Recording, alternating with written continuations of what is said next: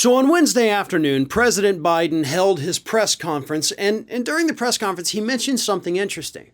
He said that there's 5 Republican senators that he has talked to that he swears have told him behind closed doors, listen, we totally support you, but we can't publicly say it. And of course, we can't vote for any of your stuff, for fear of Donald Trump setting a primary challenger against us next year. So, totally want to support you. We love you. You're a good guy, but, we just can't.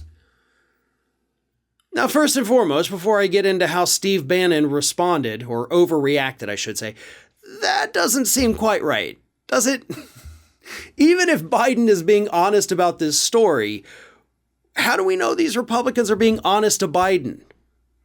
Like, no part of it smells right? I can't be the only one that thinks that. Like, Biden's like, no, they all totally love me behind the scenes. They're telling me all the time. They just, can't admit it in public. I'm sorry, that kind of sounds like something Donald Trump would say. Sorry if that offends anybody, but let's be real. I seriously doubt that that's happening.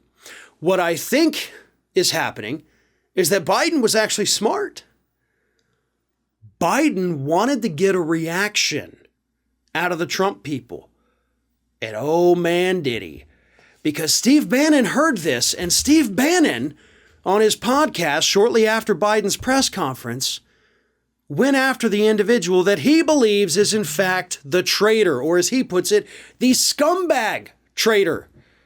Here's what Bannon said. The 5 traitors, and this is the scumbags and slime balls you have here in the nation's capital, he got 5 Republican senators have told him they agree with what he's doing. They agree with what he's doing and they would vote and support him, but they're afraid of, wait for it, the War Room posse. Have enough guts to step up and tell us, Lindsey Graham, who you are. We need you guys to step up to the plate, Lindsey Graham. All right, let's think about something for just a moment here. Donald Trump does not have a bigger defender in the United States Senate than Lindsey Graham. Okay? But if you had to put money on who the turncoat is, the cowardly turncoat, I think Steve Bannon's right. I would bet that Lindsey Graham is one of those 5 people because Lindsey Graham is a sniveling little coward that will latch on to whichever powerful person he feels will further his own career. He did it with John McCain, then McCain dies, so he does it with Donald Trump. Trump's not in power now, so maybe I gotta latch on like a remora to Joe Biden. It actually does make perfect sense. Lindsey Graham could be playing both sides of the field with this.